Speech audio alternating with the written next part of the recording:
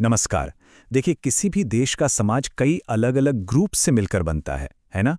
और उस देश की जो राजनीति होती है वो इन्हीं ग्रुप्स के बीच के रिश्ते को दिखाती है। तो आज हम इसी कॉम्प्लेक्स रिश्ते की परतों को खोलेंगे और समझने की कोशिश करेंगे कि ये सामाजिक विविधता और हमारी लोकतांत्रिक राजनीति एक दूसरे पर आखिर असर डालती कैसे हैं। हम सब कहते हैं कि लोकतंत्र लोगों की इच्छा से चलता है, पर सवाल ये उठता है कि जब लोग खुद ही इतने सारे अलग-अलग और कभी-कभी तो एक दूसरे से मुकाबला करने वाले ग्रुप्स में बटे हों, तो होता क्या है? क्या लोकतंत्र इन सारे मतभेदों को एक साथ लाता है, या फिर ये उन्हें लड़ने के लिए एक मैदान दे देता है?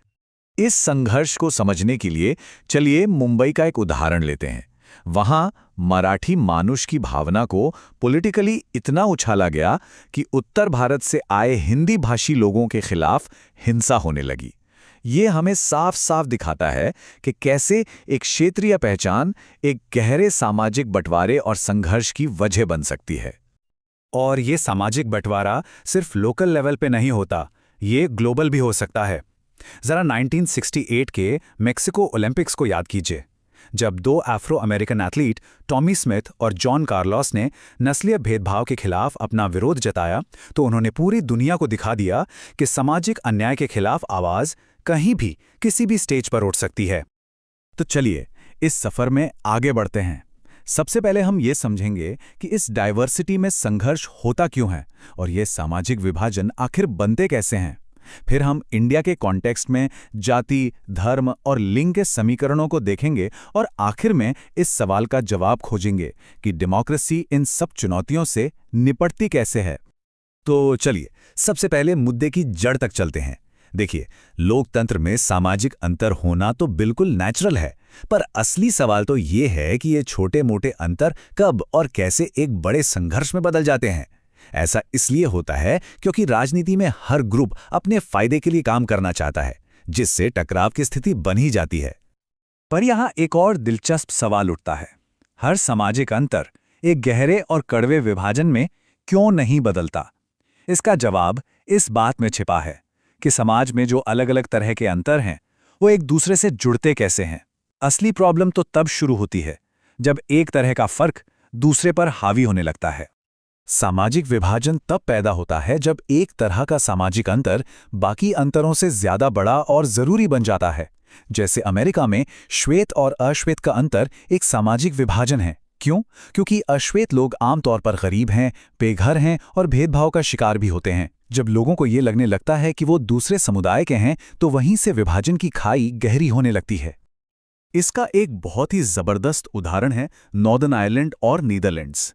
दोनों ही देश ईसाई बहुल हैं, लेकिन उनके समाज के हालात जमीन आसमान जितने अलग हैं। नॉर्दर्न आयरलैंड में धर्म और वर्ग एक दूसरे पर हावी हैं, मतलब ज्यादातर कैथोलिक गरीब हैं। नतीजा, वहां सालों तक हिंसक संघर्ष चला। जबकि नीदरलैंड्स में कैथोलिक और प्रोटेस्टेंट दोनों में अमीर गरीब हैं, इसलिए वहां धार्मिक अंतर कभी भी इतने बड़े संघर्ष की वजह नहीं बन पाया। तो चलिए अब इसी ओवरलैपिंग डिवीजन के कॉन्सेप्ट को भारत के सबसे पेचीदा सामाजिक ताने बाने पर लागू करके देखते हैं, यानी जाति पर। सदियों से जाति व्यवस्था ने न सिर्फ सामाजिक बल्कि आर्थिक असमानताओं को भी जन्म दिया है, और इसका बहुत गहरा असर भारतीय राजनीति पर पड़ा है। 70 के दशक में दलित कवि नामदेव ढसाल की ये पंक्तियां उस दर्द और संघर्ष को दिखाती हैं जिससे दलित समुदाय गुजरा है। यह हमें याद दिलाता है कि जाति सिर्फ एक सोशल कैटेगरी नहीं है, बल्कि एक जीता जागता दर्दनाक इतिहास है। भारतीय राजनीति हमेशा से ऐसी नहीं थी जैसा हम आज देखते हैं। 1967 तक सवर्ण जातियों का दबदबा था। फिर 70 से 90 के दशक के बीच पिछड़ी जातियों ने सत्ता के लिए अपनी आवाज बुलंद की, और 90 के दशक के बाद दलित चेतना एक ऐसी राजनीतिक ताकत बनकर उभरी जिसे कोई भी नजरअंदाज नहीं कर सकता था। तो राजनीति में जाति के रोल को हम कैसे देखें? ये एक दो-धारी तलवार की तरह है। एक तरफ ये दबे कुचले समुदायों को अपनी आवाज उठाने और न्याय मांगने का एक जरिया देती है, लेकिन दूसरी तरफ अगर राजनीति सिर्फ और सिर्फ जाति की पहचान तक सिमट कर रह जाए, तो ये लोकतंत्र के लिए अच्छा नहीं है, क्योंकि ये समाज को और ज्यादा बांट सकती है। जाति की तरह ही भारत में एक और शक्तिशाली पहचान है जो समाज को जोड़ भी सकती है और तोड़ भी सकती है। वो है धर्म। जब धर्म व्यक्तिगत आस्था के दायरे से निकलकर राजनीतिक मैदान में उतरता है तो ये अक्सर सांप्रदायिकता का एक विस्फोटक रूप ले लेता है।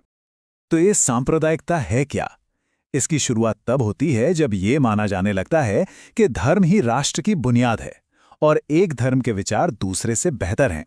ये पर्सनल आस्था की बात नहीं है, बल्कि ये धर्म को एक राजनीतिक हथियार की तरह इस्तेमाल करना है जो समाज को बांटता है। और ये एक बहुत ही खतरनाक रास्ते पर आगे बढ़ता है। इसकी शुरुआत होती है रोजमर्रा के छोटे-मोटे धार्मिक भेदभाव से, फिर पॉलिटिकल पार्टियां वोट के लिए इन भावनाओं का इस्तेमाल करती हैं, और इसका सबसे भयानक रूप तब सामने आता है जब ये सांप्रदायिक हिंसा और दंगों में बदल जाता है।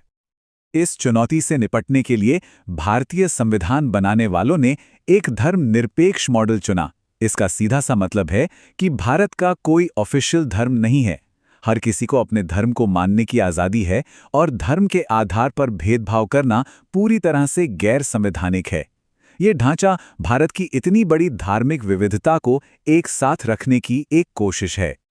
अच्छा, जाति और धर्म के बंटवारे तो अक्सर राजनीति में खुलकर दिखते हैं, लेकिन एक और बहुत गहरा विभाजन है जो हमारे घरों से लेकर संसद तक हर जगह मौजूद है, पर कई बार हम उसे देख नहीं पाते, और वो है जेंडर पर आधारित असमानता। आंकड़े तो देखिए खुद ही पूरी कहानी बयां कर देते हैं।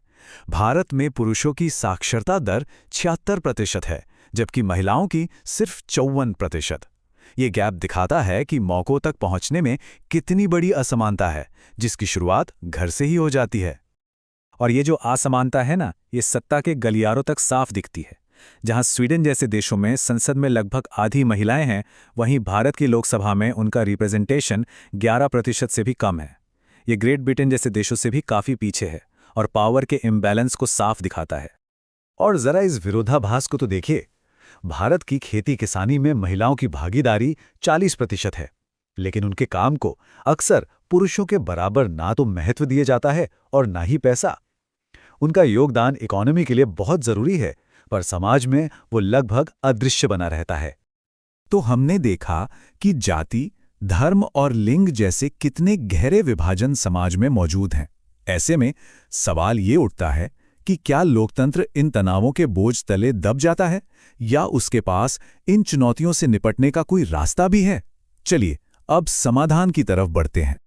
तो होता यह है कि 3 बातें तय करती हैं कि ये विविधता संघर्ष में बदलेगी या शांति में। पहली, लोग अपनी पहचान को कैसे देखते हैं। दूसरी, पॉलिटिकल लीडर अपनी मांगें कैसे उठाते हैं। और तीसरी, सरकार उन मांगों पर कैसा रिएक्शन देती है। जब ये तीनों फैक्टर पॉजिटिव होते हैं तो लोकतंत्र मजबूत होता है। तो मतलब सार ये है कि एक अच्छी डेमोक्रेसी का लक्ष्य सामाजिक विभाजनों को मिटाना नहीं है, क्योंकि वो तो समाज का हिस्सा हैं, बल्कि एक मजबूत लोकतंत्र इन अलग-अलग ग्रुप्स को अपनी बात रखने, आपस में बातचीत करने और शांतिपूर्ण तरीके से कोई हल निकालने का एक प्लेटफॉर्म देता है। और यहीं पर हम एक बहुत बड़े सवाल पर आके रुकते हैं। क्या समाज का इस संघर्ष लोकतंत्र के लिए सिर्फ एक खतरा है, या फिर असल में यही वो इंजन है जो उसे लगातार बेहतर और ज़्यादा इंक्लूसिव बनने के लिए मजबूर करता है? ये एक ऐसा सवाल है जिस पर हम सबको सोचना चाहिए।